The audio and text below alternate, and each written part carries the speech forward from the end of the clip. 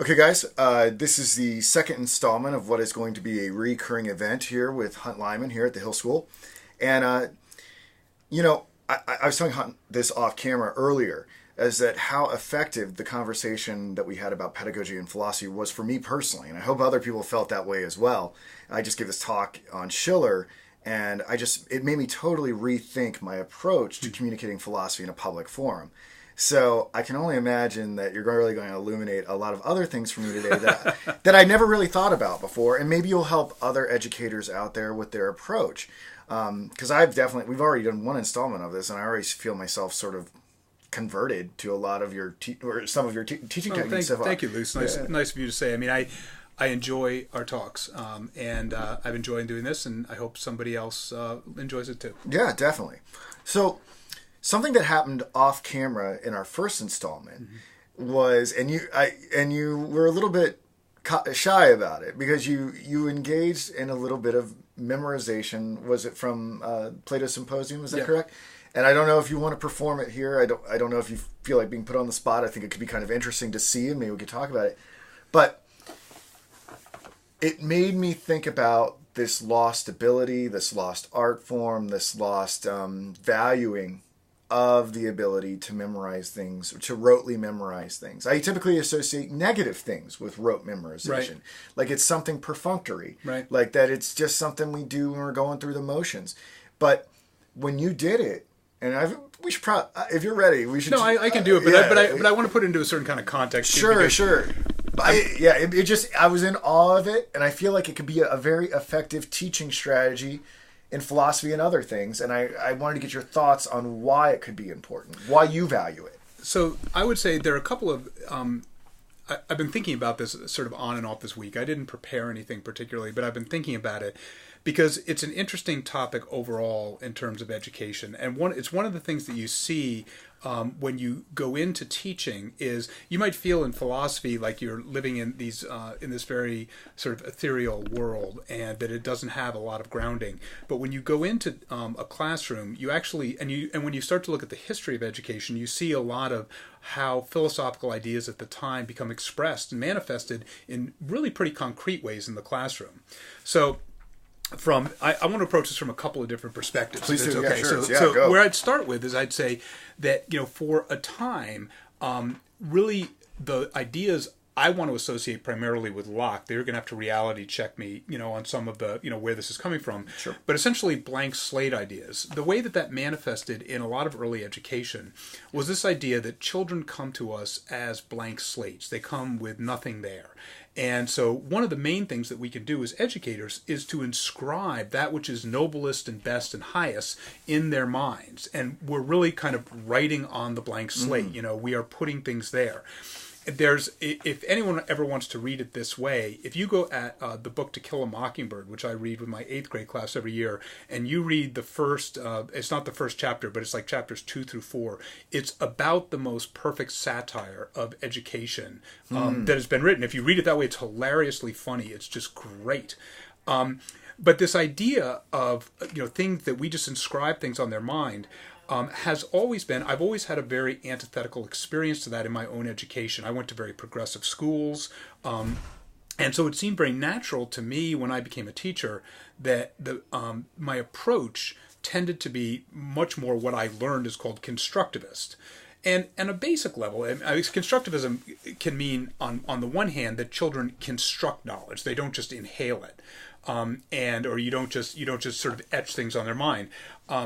It can also really mean that kids come to any subject with a whole lot of living that they've already done. And you need to connect those things, any new information, meaningfully to the information they already have and the experiences that they have. So that when you teach a book, to a certain extent, and there is a way of looking at it this way, that everyone is reading that book a little bit differently because they're coming at it from a very different context. Now, of course, Socrates I always sort of, revert to Plato. That's totally fine. But Plato said this very directly, that, I only wish that knowledge were the sort of thing one could share by sitting next to someone. If that were the case, I surely would, congratulate myself, for sitting next to you, for you'd have me brimming over with the most exclusive and wondrous kinds of knowledge. Now, that's not an exact quote, but it's pretty close. Mm-hmm. And so that, is always the way that I have approached teaching is to say these people are complex human beings with a variety of experiences. And so I need to learn something about them before I can teach them. I need to learn what they know, what they think, how they're approaching this subject, get some ideas to how it connects with them. So there's that whole paradigm. And you get the idea that educationally, and I think this is true, we've moved from sort of a behaviorist blank slate model to more of a constructivist active learning kind of approach. And that is a better way to teach. There's a sense on a linear path that we've sort of, on a dialectical sort of sense, we've achieved a new synthesis that's pushed us forward, okay? So there's that way of looking at it. But here's where I really ran into some opposition to that, is my father was a stockbroker through his whole life, but he deeply, deeply loved English literature and particularly poetry. And so for my whole life, my father recited poems, and he memorized poems. And probably his favorite experience was having good friends over to his porch, which is on Long Island Sound, and he'd sit out on the porch with a drink or two, and once the evening reached a certain point, he could start reciting poetry. And when I was growing up, that was not appealing to me. I would sort of come downstairs, or at some point I'd run into my father, and he'd say, listen to this, and he'd recite. I had no idea what it meant. I'd feel like that was meaningless to me because I couldn't get it. I didn't understand it. And this experience that I told you about with Symposium, which I can get into if you want. I worry that story is self-serving in some ways, but I guess considering I think it's okay. The reason why I'm imploring you to do it is because it was so wondrous. It was so awe-inspiring. And I think, we can talk about recitation and memorization, but to have an example of it, sure, and for people to see it, it's a whole different matter. So the story, in essence, is this. When I was in my junior year in college, I went to Yale, and I had one day where I was going down to the library. And I remember going down, I'd been at a party the night before, and I'd been drinking, and so I had a hangover. And I had a lot of work. And I had papers to write, I had a number of things to read. I brought, as I recall, maybe 10 or 12 books down with me. And I just started studying Plato. And so I had that big green Plato book. I think it's the Huntington Cairns edition. And I read Symposium for the first time. And I ran into the part where Socrates talks about being introduced to it's a series of speeches in praise of beauty, actually in praise of love, but he says, you find love of beauty, and Diotima takes him up this ladder of abstraction in terms of when someone falls in love with, first of all, a beautiful face or a beautiful figure. And then after that falls in love with, realizes the beauty of laws and of science. And then eventually they reach the idea of pure beauty, the form of beauty. And they talk about that. And I remember very distinctly saying, the hell with the rest of this stuff. This is a beautiful passage. I want to have this with me for my whole life. So I was 20. I don't know, probably 20 then, and I'm 55 now. So I memorized it, and then once I memorized it, I didn't really recite it to anybody because I didn't have anyone to recite it to. I just wanted to have it, sort of the same way that my dad had stuff. Because I would feel like when I saw my dad, he would be in this moment, and then he would have these words. He would have these poems that for him were so perfect for the moment they completed it. I thought this is where I wanted this to be. Can I ask you a question about that? Sure, yeah. I'm kind of curious. It's because you're an incredibly well-read man, and I imagine you were back then as well. What was it about the particular articulation or the exploration about these ideas in Socrates? Why didn't it happen earlier for you? What was the why is there? Why is, and it's not just you. I imagine a bunch of people have memorized this passage or are interested in this particular passage. What about it just made things click? And I don't know. Just like, I'm going to circle this and I will know this. I think that I'm always I'm very attracted to the idea of things that don't change, of things that are pretty immutable, of something that's worth having. It's worth having forever. It's true. At one point, I went out and learned all the constellations, because even though they do change, and so they're not nearly as permanent as a good idea, for example, just feeling like, for my whole life, I'll be able to walk out and look at the constellations, and I'll be able to recognize some of them. That seemed like a worthwhile endeavor. So would you say that maybe this was like the first moment where you just found, I have found something permanent. I have found something immutable. Yeah. This will always be the case. And maybe up until that point, you hadn't really found it in a concentrated form. Maybe it was sort of spread out over a course of a text, but here you had it in a paragraph. See, I don't know. I mean, I don't know if you can remember back or if your experience was the same, but as an undergraduate and certainly as a high school student, you're basically just covering stuff. And the idea is I got to get through this. Yeah. I have to cover it and I have to get done with it, and then I'm gonna forget about it. But that's fine, because most of the time, what I did in my political science course isn't going to have anything to do in my next political science course. It's the whatever. worst. Yeah. And so you just kind of want to get through it. And when I read this, I mean, I at that point I'd figured out, hey, there's something about this Plato that is sticking with me more than almost anything else. And so, and when I read this passage, I felt like, so I really want to have this. So I can either do the passage now, or I can tell you the other part of the story. I don't know if you want to include the other part of the story. No, let's hear. I do. The passage is more important to me. Oh, I agree. I agree. Yeah.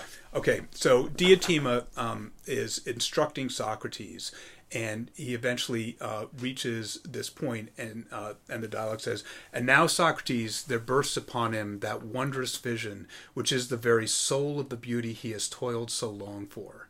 It is an everlasting loveliness which neither comes nor goes, which neither flowers nor fades, for such beauty is the same on every hand, the same then as now, here as there, this way as that way, the same to every worshipper as it is to every other. Nor will his vision of the beautiful take the form of a face or of hands or of anything that is of the flesh. It will be neither words nor knowledge, nor something that exists in something else, such as the earth or the heavens or anything that is, but subsisting of itself and by itself in eternal oneness, while every lovely thing partakes of it, in such sort that however much the parts may wax and wane, it will be neither more nor less, but still the same inviolable whole." So that's the passage. Yeah, and it may not be word for word right, but I bet it's pretty close. I was going to just let there be dead air because I wanted people to absorb it. Yeah. I mean, so that's the second time I've experienced that. You recited it to me last time, and the effect is the same. I feel myself sort of elevated when I'm in your presence. There's a performance going on here, and I think, and I'd like for you to elaborate on this. I would say, when I see you do that shows to me it's like witnessing a little bit of greatness, and I'm not trying to be too obsequious here. Like, I'm always trying to improve as an educator, and when I see that sort of thing, it's like watching Michael Jordan do like a 360 dunk or something like that. I'm like, how can I incorporate that dimension into my game as like a B-level basketball player?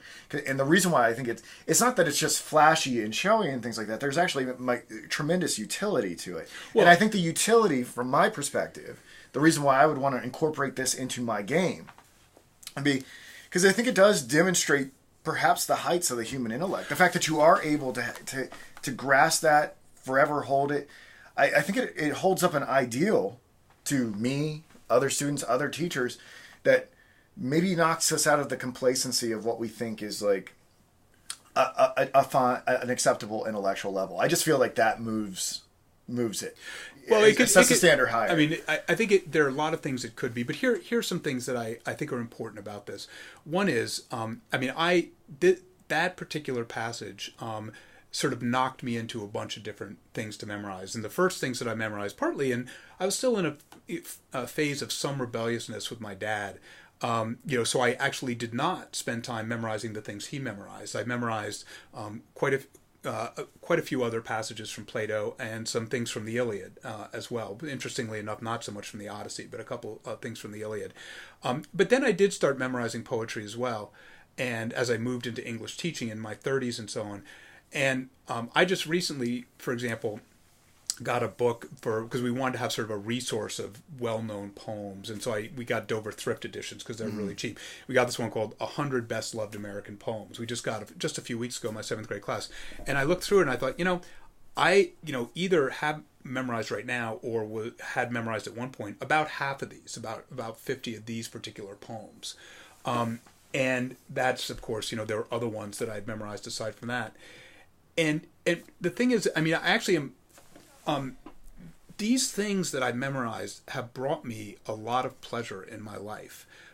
And I feel like they have given me access to something that I wouldn't have otherwise. But here's the other part of it. This is, to me, it is a dialectic. I mean, I don't require my students to memorize very much. Every once in a while, I'll do something a little bit. But the reason I don't is because I think that, first of all, when you force someone to memorize something, it's an extraordinarily painful experience to watch, a child get up there and, sort of, bull his way through something that he didn't ever want to memorize, and to feel like, okay, I finally managed to wrestle this thing down and get it, and it has no real meaning behind it whatsoever. And so there's this whole sense of, and Dewey and other progressive educators are really good talking about this, inert knowledge. Like, what does it mean to memorize something meaningless, to just have a bunch of facts? And we live in a time educationally where, access, to knowledge, just to information, is easier than ever. I mean, why would you need to memorize almost anything that people, not only long poems and all the rest? I mean, we can say, well, people should know about when the Civil War was, but if you want to know, it's only your phone away. You just pick it up and say, which is an extension of yourself. Where, let me access my hand brain. And so you don't need to, you don't need to walk around, with this information in your head. So what's pleasurable about it for you? Well, I think that part of the reason is that I actually have learned a fair about memory. I mean, I've read some books on memory. I'm really interested in memory, not because of memorizing poems. I mean, memorizing other things too. And, of course, Socrates, as I say, this is my default position, never wrote anything himself. No. And he had some really serious reservations about writing things down. And part of the reason was that he thought, well, this is going to take our capacity for memory, and it's going to degrade and reduce it, because you're not going to have to remember things because you're going to be able to check them. Now, I mean, on the one hand, it seems that admonition is taken to a much greater and higher degree with the internet right now. Yeah. I mean, I can only imagine what Socrates would think about the internet. But on the other hand, Socrates, I mean, there are passages in Dewey where Dewey talks about how useless inert knowledge is. And they read almost exactly like passages in Plato where he's talking about, there's no point in teaching somebody something if they don't really understand it. I mean, he's the one who said, the difference between understanding, I'm paraphrasing here, between, understanding and opinion is that understanding is opinion that's been tethered by reason. So this idea of just memorizing something, for the sake of memorizing it, seems like it's useless. But, on the other hand, again, to get back to this old idea that I was so willing to reject as a student, as a young student myself, of saying, what does it mean to, take, the greatest and highest thoughts that people have had and engrave it on your mind? That's just, nonsense thinking. But there is something true about the power of having something beautiful or thoughtful or particularly resonant that you just have access to. And so when you run into that moment, it's there. Like a moment ago, I was talking about Socrates being against writing. And I think the passage goes, something like this. The painter's products stand before us as though they were alive, but if you question them, they maintain a most majestic silence. It is the same with written words. They seem to talk to you as though they were intelligent, but if you ask them anything about what they say from a desire to be instructed, they go on telling you just the same thing forever. And once a thing is put in writing, the composition, whatever it may be, drifts all over the place, getting equally into the hands of those that understand it and those that have no business with it. It doesn't know how to address the right people and not address the wrong. And when it is ill-treated and unfairly abused, it always needs its parent to come to its help, being unable to defend or help itself. Now, that passage is a passage I've used in talking with young teachers about writing comments. Mm-hmm. Like, you may feel like, I need to document this thing, I need to write it in a comment. But to say, and again, we live in a time of increasing decontextualization, so, you can text somebody, you can email somebody, and writing something in a comment can be a really bad way to communicate because you don't have any dialogue. And once you write something down, and to illustrate this, actually, with new teachers, when I work at the New Teacher Institute, I take out some of the comments that were written about me when I was a student, which I still have, and I read them aloud to great hilarity because they say things like, Hunt is goofing off without a trace of regret. My favorite actually is my violin comment said the whole comment was slow, awkward, and noisy. I said, so these people who wrote this in the early 60s, they never thought that I would be using it as an example of bad comment writing, 50 years later. But in fact, that's what's happened with it. You don't have control over your compositions. Now, my point is that when I'm talking about the value of writing and the limits of writing, having that moment from Plato and his expression of it in my head is a very useful thing for me to be able to refer to. And it's also true that, sometimes, I'll take kids out and recite to autumn. I love John Keats. At one point, I'd memorize all of the odes and quite a few other poems by Keats. But to be able to take kids outside and recite to autumn to them as a goodbye to summer in October, I think it's a powerful experience, and it's different because there's always, I hope that there's the meta message there that not only is this a beautiful poem, that this is the right time for it, but here's somebody who thought enough of it to spend a lot of time memorizing it. Because one of the things that I really try to resist and push against is when people say, oh, you just have a good memory. No, I don't. No. I don't have a good memory. No. I mean, I have an okay memory, but I don't have some magical memory for text. Yeah. The reality is that when I find something that I really feel like I'm going to fall in love with, when I spend time memorizing it, I come to understand it in a profound way. I mean, for me, profound. It's different from the way that I understand other things. So, for example, when I was an AP reader and I usually read the essays on the poem, when I found out what the poem was, usually that was my first move, to memorize it.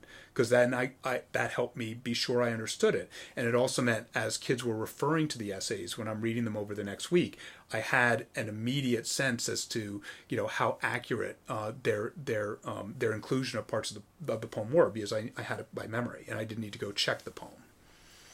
Yeah, I mean, there's so many questions here. I mean, the thing is that I think if we do this again, I think we've automatically found probably what will be a future topic, right? Which will be sort of like, you're not going, as much as you're extolling the virtues of memorization, like you and I both have a love affair with the written word. So we're not going to be with Socrates on this level where he's going to be just like, all of that is sort of an anathema because you can't question it, it needs help, blah, blah, blah, blah, blah. And obviously, the fact that things were put into written word allowed you to have that memerization, exactly. right? There's going to be a role for writing and there's going to be a role for memorization.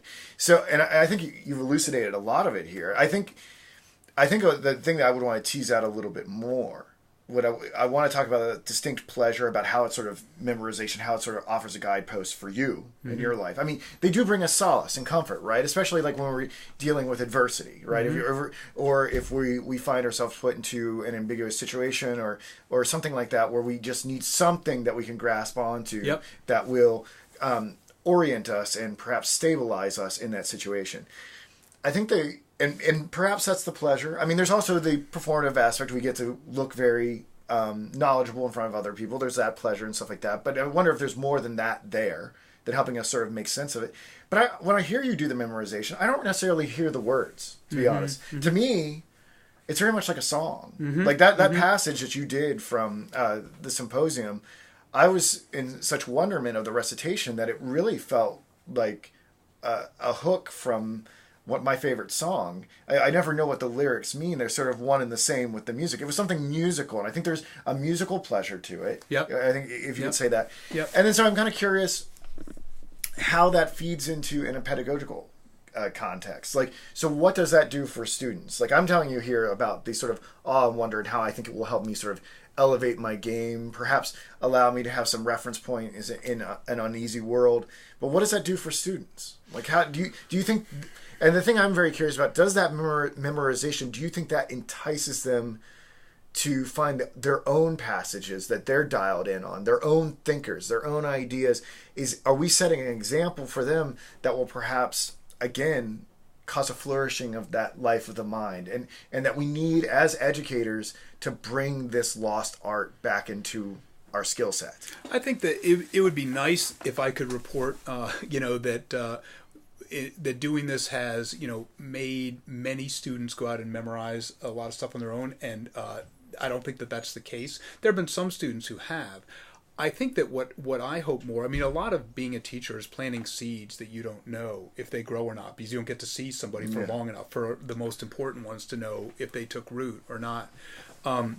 But I know, for example, I mean, we had a guy at Foxcroft, Paul Bergan, who taught English for many years. And, I love the Bergans. And Paul always had kids memorize stuff. And I had a number of years ago a 20th reunion because I worked at Foxcroft for a while at my house, and because I had the kids, not they're grown women now, but one of them had gotten in touch with me. He said, "Where can we, have a get together for a dinner in town that's reasonably priced?" And I said, "Nowhere. Why don't you come to my house and do it?" Yeah. And they did. And at midnight, as people were been having cocktails for a while and a good time, they all got together and recited a poem that they'd learned in Paul's class, and you could tell it really did take root with those guys. I mean, they all really deeply cared about that, and that was hugely gratifying. To see that happen. It makes you go kind of on a scavenger hunt, does it not? Yeah. It makes you maybe you can't get too prescriptive about it, so you have to learn this poem or something like that. But you are saying to the effect of like, I want you to go and see if like any of this resonates with you anywhere, anywhere in Frost, anywhere in Plato, or anywhere else. Like does anything jump out to you? Well, and I think that a lot of times, I mean, for me, there's always a division. I mean, sometimes, a lot of this is connected up with experiences I had with my dad. So my dad and I once, for a fundraiser, had an evening of poetry on the porch, and we gave people, very good scotch as we sat on this beautiful porch, and we also gave them menus, and the menus were poems, and you could pick who, and either my dad or I would recite it, because we had at that point several hours of poetry committed to memory, and we were happy to do this, and it was really nice. And so that was a deliberate attempt, but there's always a little bit of I certainly feel when if I recite a poem in class, it's kind of a dictatorial thing for me to do, and it's kind of a vulnerable thing for me to do, because I'm saying, on the one hand, okay, you're all going to listen to me perform for 2 minutes, and I've got to be very careful about my primary fear is that people are going to think that I'm bragging. That I'm saying, well, look, I memorized this. Look how smart I am, or something like that. And that's not at all what I'm trying to do. And so, but there's also something quite vulnerable, because, I mean, most obviously, I might forget. I might get stuck. Do you think that's the example you're trying to set, is to kind of maybe make people more vulnerable? Yeah. What I'm trying to do is I'm trying to say, here is something important. Mm-hmm. Here's something that is, or let me rephrase that. Here's something important to me. This is important enough to me that I spent hours memorizing it, and thought it was worthwhile to bring that for you, in front of you.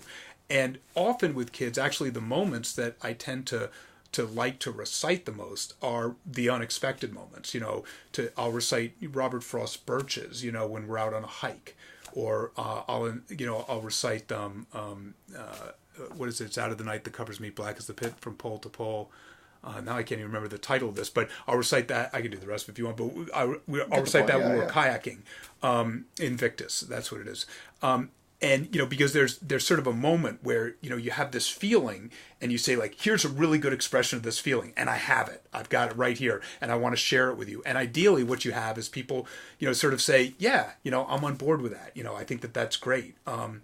So there is, I guess, ultimately what I feel about it is, on the one hand, I am deeply committed to a constructivist model of learning, and that is one that really resists kind of the blank slate approach that used to make memorization absolutely a staple in the schools.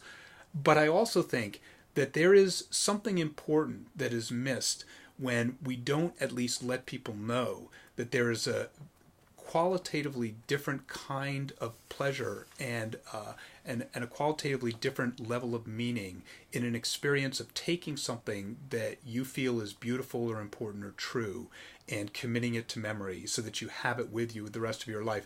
I think I mentioned to you last time, when my father was dying, he was in a nursing home, and his short-term memory was essentially shot. Yeah, you could still remember the poems. But we went down to I did a lecture on poetry with other people who were in the nursing home, many of them who really love poetry, and I could talk about Tennyson and the resonance of his language, and then I could turn to my father and I could say, so Dad, would you please recite Ulysses? And he would, drop of a hat. When he couldn't remember, when we were going downstairs, where we were going, he asked me 3 times what we were doing, because he couldn't keep it in his memory. But Ulysses was absolutely a part of him. That raises all sorts of fascinating questions about the different nature of memory and how you nature store memories and all the rest. I mean, I feel confident that at this point in my life, like I say, I'm 55, and I've had stuff memorized for 30 years, and I've added to it since then. But I go over stuff enough. I don't have every single thing, but I have enough that I know that I have hours of poetry in my head, that I have access to at any time. And that's important to me. I really feel like that's something, and not just because I might share it with someone at the perfect moment or something like that, but because, I find myself, I'm out walking the dog or something, and I want to, recite, I start thinking about, Ode to a Nightingale, and I can recite it, and it's there. And I love that. I don't think it's as strange as people may think, right? They may look like people like, well, oh, you have an exceptional memory. But the funny thing is that everyone really has this memorizing capacity. It's just that they're training it on different things. For instance, I have friends who will be like, "Oh, you have this." They'll say, "Oh, you have this exceptional intellect. You're particularly gifted. So that's where you can do this philosophy stuff." Meanwhile, like, they are so dialed into like sports radio with like Rain Man like accuracy. Absolutely. They can tell you everything about every single player on the baseball team or on the football team or something like that. And to be honest, that actually might be a more difficult form of memorization. Absolutely. Or we naturally, when I was doing music, so much of my mind, I would have like an encyclopedic knowledge of like what band released what single and when and what was the effect and what were the rivulets and then what supergroups formed from this. And now that sort of part of me has been shelved a little bit, and I've been kind of focused more on philosophy. I mean, it was there all along, and I really shouldn't view this as such an alien talent that you have. Or songs. People who know lyrics to songs. I mean, think about how many lyrics people know. Or people who just play without sheet music, like CJ that I work with. Right? I mean, he's a classical guitar player, and he can do what he can do from memory is absolutely astounding. I think what's also sort of interesting is it shouldn't be too alien to us, and maybe. I mean, if people are like, well, we're still trying to get their heads around what's the value or the virtue of memorization. I thought about how you encourage your students to maybe go out and find something that's meaningful to them. And I got to think it's a little bit of like photography almost. Like I've been building this class, or just finished it actually, on Roland Barthes' camera lucida, and it made me just want to go get a Polaroid camera and then just go out there, and the things that everybody else overlooks, find those kind of holy moments in them. So it doesn't matter if I'm crystallizing my own subjective point of view and no one else thinks that it's particularly good. But like, if I can find the essence of the person in that photograph, like I've made my world more meaningful and loaded. And I think there might be something similar with the memorization of particular texts. Well, right? That's how we might fall in. Just as like photography may help us fall in love with people, the world, the memorization of particular passages in text may help us fall in love with books. And then you have to. I mean, it's a larger question about why is it more important to fall in love with these things than others. I mean, I think this is what it means to live a fulfilling life, right? To create meaning on these levels, and memorization is one of those tools in the array of resources that we have to make a meaningful life. And I mean, one of the things, I have a jewelry box at home with a number of things that my father left me when he died. And, in that jewelry box, I have a handwritten list of the poems, many of the poems he had memorized.